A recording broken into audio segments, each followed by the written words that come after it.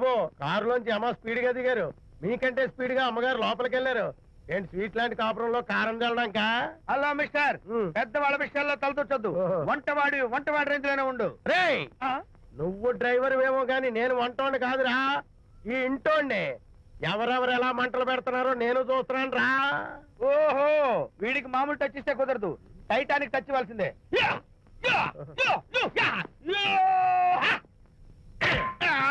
వంటటానికి touch రా, Titanic Titanic. ఇప్పుడేంటి లాభం ఏంటల్లి? నేను ఎప్పుడో చెప్పాను ఆ ఎర్రతోలి పిల్ల నీ కొంప ముంచుతుంది అని. నా మాట విన్నావా? వాళ్ళిద్దరు స్నేహితులు మమ్మీ అంటే నా మాట కొట్టి మారేశావు. ఇప్పటికైనా మించిపోయిందేం లేదు. కౌగిలింత వరకు వచ్చిన వాళ్ళ వ్యవహారం కాపురం పెట్టేంత వరకు తావేవ్వకుండా జాగ్రత్త పడు. అల్లుడు గారు రాత్రి ఇంటికి ఆలస్యంగా వచ్చారు అంటే వాళ్ళిద్దరు ఎక్కడ గడిపారో ఏమిటో. నీ ఆయన లేవగానే నిలదీసి అడుగు. ఏడిస్తే మగాళ్ళు లొంగరు, ఎదిరించాలి. అప్పుడే మన దారిలోకి వస్తారు. అర్థమైందా? అమ్మగారు, ఐడియా గొప్పగానే ఉంది కానీ లోగడ ఇలాగే అనుకుని మా ఆవిడ నన్ను ఎదిరిస్తే గోపకు ఇయ్యం అనిపించి విడాకులు ఇచ్చేశాను. టోటల్ గా మ్యాటర్ రివర్స్ అయిపోతాం ఆలోచించండి. నీ పని నువ్వు చూసుకో. నేను అదే అంటున్నాను అమ్మగారు, ఎవరి పనాలు చూసుకోవడం మంచిదే, లేకపోతే బతుకు పాసెట్టేసిన బిర్యానీ అయిపోతాయి.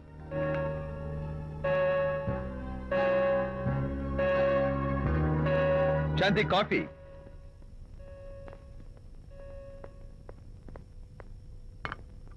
Good morning.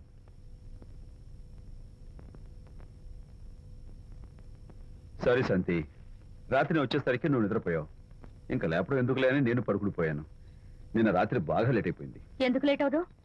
ఆడిటర్స్ తో మీటింగ్ కదా, ఆ లెక్కలు డొక్కలు చూసుకోవడానికి ఆ మాత్రం లేట్ అవుతుందని నేను అనుకున్నా.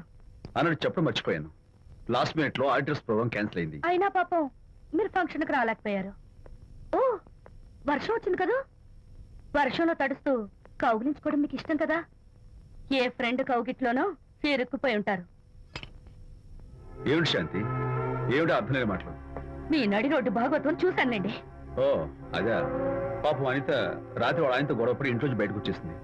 సరిగ్గా అదే సమయానికి నాకు ఆడిటింగ్ క్యాన్సిల్ అయ్యి నీతో పాటు ఫంక్షన్కి వద్దామని ఇంటికి వస్తుంటే దారిలో ఎదురుపడింది. తన బాధంతా చెప్పుకుంది. నేను ఓదార్చాలంటే మరి అంత గట్టిగా కౌగిలించుకుని ఓదార్చాలని నాకు తెలియదు. ఏం శాంతి అలా మాట్లాడతావు? అవునండి, నేను మాట్లాడింది తప్పే. ఆవిడ గారు మీరు క్లోజ్ ఫ్రెండ్స్, మీకు ఆవిడకి మధ్య చాలా ఉంటాయి. అవన్నీ మీరు నాకు చెప్పవద్దు, నేను విన్నవద్దు.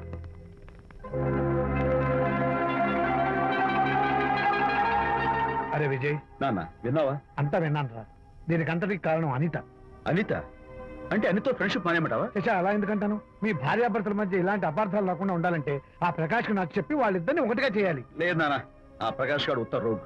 పైగా నేను వాడి దగ్గరికి వెళ్తాను, అనితకి ఏం మాత్రం ఇష్టం. వెళ్ళొద్దు, వెళ్ళి ఆవేశపడతావు, మళ్ళీ గొడవలు వస్తాయి. పెద్దవాడు నేను ఉన్నాను కదా, ఎలా సగదిద్దారో నాకు వదిలేస్తాయి. ప్రకాష్, నువ్వంటే చాలా జలస్ గా ఉందరా నాకు. ఏరా, ఎందుకని? అమ్మాయిలకి నువ్వంటే క్రేజ్, అంతా నీవంటే పడతారు ఎందుకురా? కచ్చాక్. ఎందుకో తెలుసా? Because I'm the number 1 photographer. That's my style. కచ్చాక్. ఎవడ్రా వాడు? ఆ విజయ్ గారు లేడు, వాడి బాబురా. ధర్మసూత్రాలు వల్లించడానికి వచ్చాడేమో. బాబు ప్రకాష్, వాట్ నీ కొడుకు నా కాలర్ పట్టుకున్నాడు, నువ్వు కాళ్ళు పట్టుకోవడానికి వచ్చావు. అనిత కాపురం చక్క పట్టాను, నీ కాళ్ళు పట్టుకోమన్నా పట్టుకుంటాను. అనిత చిన్నప్పటి నుంచి నాకు తెలుసు, చాలా మంచి పిల్ల బాబు. ఎరా, బాయ్ ఫ్రెండ్ చేత మొగుడిని కొట్టించిన పిల్ల మంచి పిల్ల అంటావా? అది మా విజయ్ తప్పు బాబు. ఆవేశపడి నేను కొట్టాడు, అందులో అనిత ప్రమేయం ఏమీ లేదు. మా వారి తరపు నేను క్షమాపణ కోరుకుంటున్నాను. దయచేసి అనితని ఇంటికి తీసుకెళ్ళు. Stop talking nonsense. Shut up. ఎరా, ఇంకోటి పెళ్ళంతో తినడం తప్పు అని కొడుకు చెప్పడం పోయి నా క్లాస్ పెడతాడంటారా ముసలోడు? అయ్యా, కాయకి ఎక్కడైనా పుచ్చుంటే అంతవరకు కోసేసి వాడుకోవచ్చు. పూర్తిగా పుచ్చిపోతే మున్సిపాలిటీ తోటలో పారేయడం తప్ప మనం ఏం చేయలేం. ఇది ఆ టైప్ కేసే. ఏ ఓల్డ్ మ్యాన్, అసలు ఆ విజయ్కి నీకు అమ్మాయిని వెనకేసి రావడం తప్ప వేరే పనేం లేదా? అవును, అసలు నువ్వు ఆ విజయ్కి తండ్రివా, అమ్మాయిల్ని తెచ్చే బ్రోకర్వా? అసలు ఇలాంటి వెధవ ఫ్రెండ్ అవటం వల్లే ప్రకాష్ చెడిపోయాడు రా. ఏం కూసావురా నన్ను, ముసలి నక్క! మా నాన్న మీద చేయి చేసుకుంటావురా? నేను ఇక్కడ నరికి పోగులు పెడతాను. నా ఫ్రెండ్ కొడతావా? ఫ్రెండ్ కు స్పెల్లింగ్ తెలియని నీకు ఈ లఫంగా ఫ్రెండ్. నీకంత డెకరేషన్ లేదు. నువ్వేదో మనిషి అనుకుని నీతో మాట్లాడడానికి వచ్చారు మా నాన్నగారు. నువ్వు బురదలో దొల్లే జంతువు అని, నీ దగ్గరకు వస్తే తన మీద బురద పడుతుందని ఇప్పుడే తెలిసి వచ్చింది ఆయనకి. షేమాన్యో రండనా. కచ్చాక్. మనం కళ్ళతో చూసినవన్నీ నిజం కాదమ్మా. ఒక్కోసారి మన కళ్ళు కూడా మనల్ని మోసం చేస్తుంటాయి. నేను నమ్మను. నమ్మవా? ఒక్కసారి అలా దూరంగా చూడు, అక్కడ ఆకాశం నేల కలిసిపోయినట్టు కనిపిస్తోందా? కనిపిస్తుంది. కానీ కలవు కదా, అంటే మన కళ్ళు మనల్ని మోసం చేస్తున్నాయనే అర్థం. అవును. నువ్వు చూసిన సంఘటన కూడా అలాంటిదే అయి ఉంటుంది. అనవసరంగా అల్లుడు గారిని అపార్థం చేసుకోకు. చక్కటి కాపురం పాడు చేసుకోవద్దు. వెళ్ళి అల్లుడు గారిని క్షమాపణ అడుగు. నా మాట విను. May come in.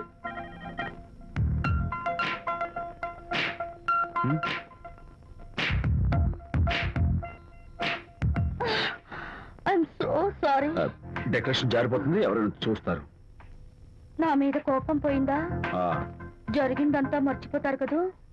ఆ, మర్చిపోతాను. ప్రామిస్.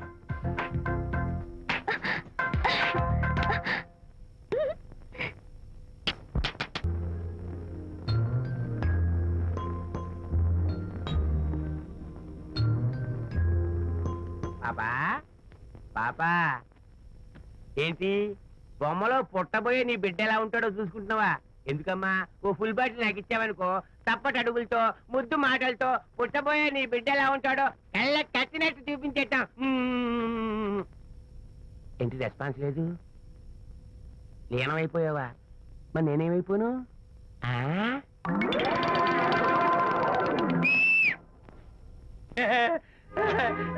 భగవంతుడు బాట్లు అనేక రూపాల్లో కనిపిస్తారట. ప్రస్తుతం ఈ కప్పే నాకు బాటిల్లా కనిపిస్తాను. నాన్నా ఆగు, దాన్ని మాత్రం అమ్మడానికి నేను ఒప్పుకోను. తప్పమ్మా, దేని మీద మమకారం పెంచుకోకూడదు. మందు మీద మమకారం పెంచుకోవడం వల్ల నన్ను చూడు, ఇంట్లో ఉన్నవన్నీ అమ్మేసుకుంటున్నానా? వద్దమ్మా, నా మాటను. మందంటే మనలో కలిసిపోతుంది, కప్పు మొక్కలైపోతుంది. ఏది శాస్త్రంగా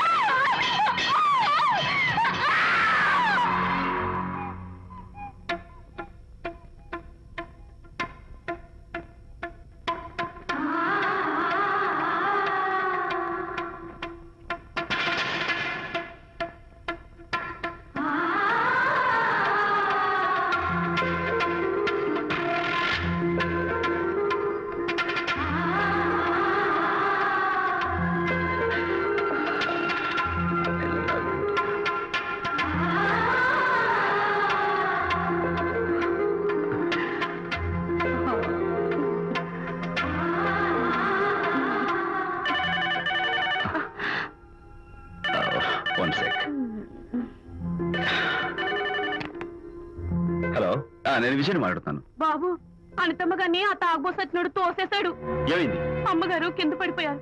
బాధతో మెలికి తిరిగిపోతున్నారు. ఓ మై గాడ్, నాకు చాలా భయంగా ఉంది బాబు. మీరు తొందరగా రండి బాబు. నేను వెంటనే బయలుదేరి వచ్చేస్తాను. ఈ టైంలో ఎక్కడికండి? అనిత కింద పడిపోయిందంట. నేను వెంటనే దగ్గరుండి హాస్పిటల్కి తీసుకెళ్ళాలి. వేరే ఎవరైనా తీసుకెళ్తారండి. ఇప్పుడు మీరు వెళ్ళొద్దు ప్లీజ్. Don't be silly. అర్థం లేకుండా మాట్లాడుకో.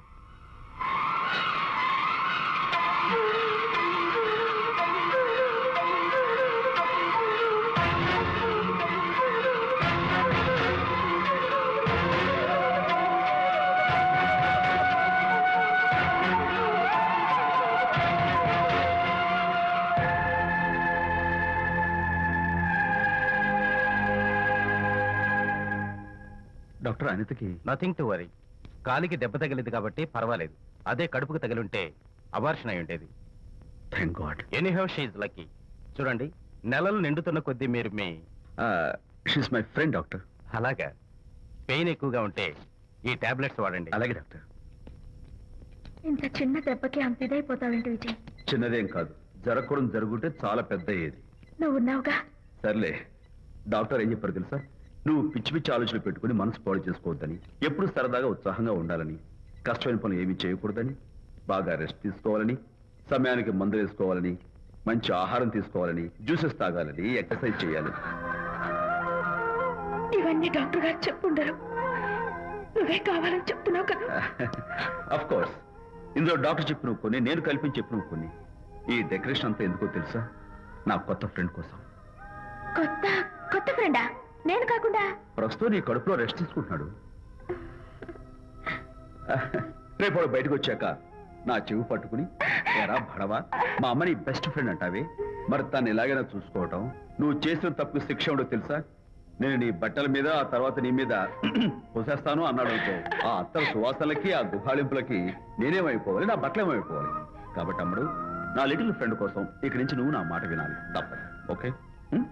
విజయ్, నువ్వు నా తోడు లేకపోతే నేనేమైపోయేదాన్ని. నీ ప్రేమ అభిమానం చూస్తుంటే నాకేమనిపిస్తుందో తెలుసా? మళ్ళీ జన్మంటూ ఉంటే నీ కడుపున వచ్చి పాపాయిని పుట్టాలనిపిస్తుంది. ఎందుకంటే ఎలా చెప్పాలో ఏ ఊరుకో